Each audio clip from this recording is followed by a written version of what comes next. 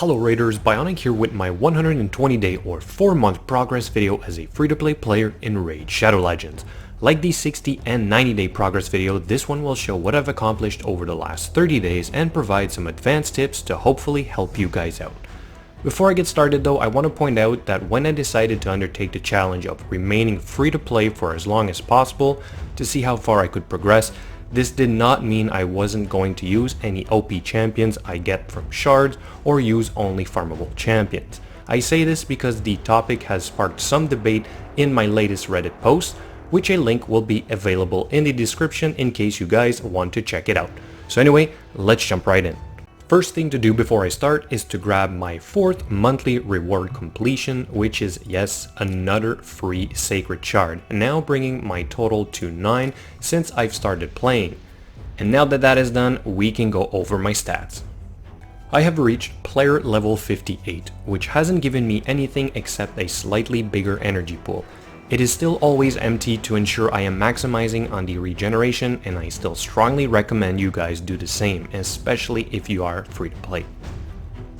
By now I never run out of silver because I can easily farm Brutal Stage 12-3 or level 14 or 15 dungeons depending on which one. The only things I spend on is gear upgrade, but since most of my champions are fully geared, I just level some random level 1 rank 5 gear for the artifact enhancement event, and then I still make a profit when I sell them. So that's another tip for you guys: keep a bunch of random level 1 rank 5 artifacts. Next, I've covered this before, my mine is fully upgraded. I unlocked all the slots in the market and all level 1 slots in the sparring pit. I've only spent about 1200 gems on energy refills so far since I've started playing. Aside from that, I'm hoarding all the free gems I get from the mine, the events, the missions, and the challenges for later. I am now working on the last 60 missions, but I've hit a wall at stage 15 of the Fire Knight's castle on auto. Even if I could complete it though, I am still very far away from getting Arbiter, and besides, we should be getting patch 1.8 later this week, which will bring rank 6 gear. So here's another tip: save your resources for the major upcoming changes. For the quests, I've completed all of them, therefore gotten all the possible rewards in the last 30 days. I just completed the final dungeon challenges, which gave me another free sacred shard, and I now only have the artifacts part 10 to complete. As for my clan boss, my team can now do 9.5 million on the hard boss and roughly 6 million on the brutal boss, which is perfect because I can now get the Grandmaster chest every day with my 4 keys. I recently posted a video of my team hitting the hard boss, and if you guys go check it out, you will see that even basic rare farmable champions can be useful. So that's another pro tip for you guys: you don't necessarily need fancy legendaries to reach the end game, but strong champions like Coldheart definitely help a lot. My arena team is still allowing me to compete in gold tier 4, and I recently made a video on that as well. Interestingly, 3 of those heroes are also used in my clan boss team. So if you guys haven't seen it, I suggest you go ahead and watch it. And here's yet another tip for you guys: you also don't need fancy legendaries to reach gold tier 4. As for my champions, I still have roughly 65 different rare champions, 15 different epic champions, and no legendary. Yes, I repeat, still no legendary after 4 months as a free-to-play player. Like I mentioned in the other videos, however, I strongly suggest you guys hold on to at least one of every champion for the upcoming fusions.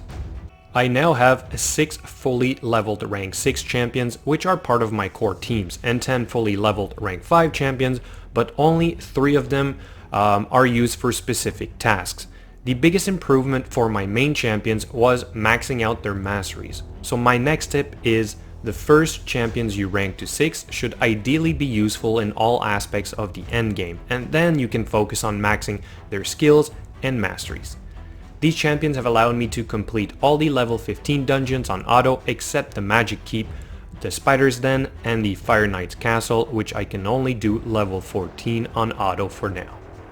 Moving on, I still keep a couple of XP brews saved up in case I need some last minute leveling, and I do the same thing with skill tomes.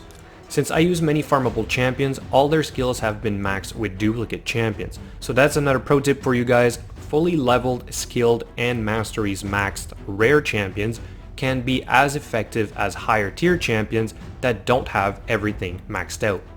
Next, my shards. Since I am still free to play, I do not open a lot of these, so I always try to use them during the summoning event, but lately I've skipped the last 2 or 3 events because of the upcoming patch, which will bring new champions.